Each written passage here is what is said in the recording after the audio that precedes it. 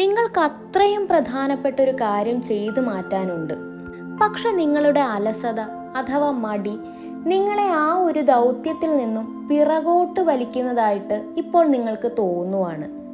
അതിൻ്റെ ഭാഗമായിട്ട് എങ്ങനെ ഈ മടി മാറ്റാം എന്നാലോചിച്ച് ഫോണിൽ സ്ക്രോൾ ചെയ്ത് സമയം കളഞ്ഞുകൊണ്ടിരിക്കുന്ന ഒരു വ്യക്തിയാണിപ്പോൾ നിങ്ങളല്ലേ. ഈ ഒരു അലസത ഏത് തരത്തിൽ മാറ്റിയെടുക്കാമെന്നാണ് ഈ ഒരു വീഡിയോയിൽ ചെറിയ കുറച്ച് പോയിൻറ്റ്സോടുകൂടി ഞാൻ നിങ്ങളോട് പറഞ്ഞു തരുന്നത്. മാക്സിമം നിങ്ങൾ ഓരോരുത്തരും ഈ പോയിൻറ്റ്സൊക്കെ ജീവിതത്തിൽ പ്രാവർത്തികമാക്കുകയാണെന്നുണ്ടെങ്കിൽ മടി എന്ന് പറയുന്ന അഥവാ അലസത എന്ന് പറയുന്ന ആ ഒരു നെഗറ്റിവിറ്റിയെ ഒരു പരിധിവരെ നമ്മളുടെ ജീവിതത്തിൽ മാറ്റി നിർത്താനായിട്ട് സാധിക്കും. ആദ്യത്തെ പോയിന്റ് എന്ന് പറയുന്നത് ഗോൾസ് സെറ്റ് ചെയ്യണം എന്നുള്ളതാണ്. ഒരു ദിവസം രാവിലെ എഴുന്നേൽക്കുന്നത് മുതൽ രാത്രി കിടക്കുന്നത് വരെ എന്തൊക്കെയാണ് നിങ്ങൾക്ക് ചെയ്യേണ്ടതെന്ന് ഒരു പ്ലാൻ തയ്യാറാക്കണം.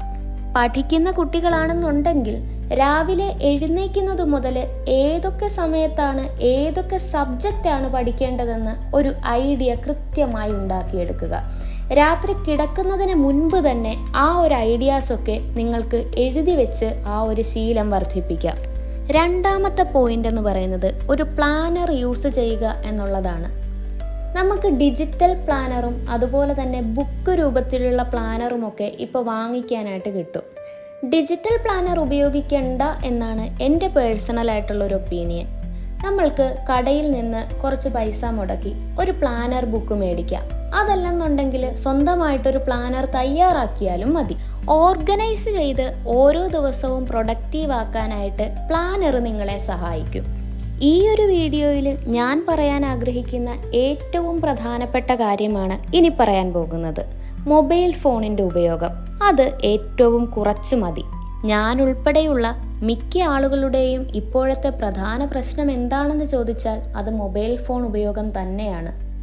മൊബൈൽ ഫോണിൻ്റെ ആ ഒരു അഡിക്ഷൻ കുറയ്ക്കുക എന്നുള്ളതാണ് ഏറ്റവും പ്രധാനപ്പെട്ട കാര്യം. മൊബൈൽ ഉപയോഗിക്കാനും നിങ്ങൾ കൃത്യമായ സമയം ക്രമീകരിക്കുക. ഇന്ന കാര്യങ്ങൾ ചെയ്തതിന് ശേഷം മാത്രമേ മൊബൈൽ കൈകൊണ്ട് തൊടത്തുള്ളൂ എന്നൊരു ഐഡിയ നിങ്ങൾ ഉണ്ടാക്കിയെടുക്കുക. അടുത്തതായിട്ട് ഏറ്റവും പ്രധാനപ്പെട്ട മറ്റൊരു കാര്യമാണ് അവോയ്ഡ് പ്രോക്രാസ്റ്റിനേഷൻ. മാറ്റിവെക്കുന്ന ശീലം നിർത്തുക. ഇന്ന് ചെയ്യാനുള്ളത് ഇന്ന് തന്നെ ചെയ്യുമെന്ന് ഒരു ഉറച്ച വിശ്വാസം നിങ്ങൾക്ക് തന്നെ നിങ്ങൾ ഉണ്ടാക്കിയെടുക്കുക. എല്ലാ മനുഷ്യർക്കും ലഭിക്കുന്നത് 24 മണിക്കൂർ മാത്രമാണെന്ന് ഒരു ഓർമ്മയുണ്ടായാൽ ഏറ്റവും നല്ലത്. നാളെ നീളെ എന്ന് പറഞ്ഞ് അവസാനം ചെയ്യേണ്ട കാര്യങ്ങളൊന്നും എവിടെയും എത്താതെ പോകുന്നത് ഏറ്റവും മോശപ്പെട്ട ഒരു കാര്യം തന്നെയാണ്. അടുത്ത പോയിന്റ് എന്ന് പറയുന്നത് റിവാർഡ് കൊടുക്കുക എന്നുള്ളതാണ്. നിങ്ങൾക്ക് തന്നെ നിങ്ങൾ റിവാർഡ് കൊടുക്കുക. എങ്ങനെയാണെന്ന് നമുക്ക് നോക്കാം. നിങ്ങൾ ഓരോ കാര്യം ചെയ്തു കഴിയുമ്പോഴും നിങ്ങൾക്ക് തന്നെ നിങ്ങളൊരു സമ്മാനം നിശ്ചയിക്കുക. ഇത്ര കാര്യങ്ങൾ ചെയ്തു മാറ്റിയാൽ എനിക്ക് ഞാൻ തന്നെ ഒരു സമ്മാനം നിശ്ചയിച്ചിട്ടുണ്ട്.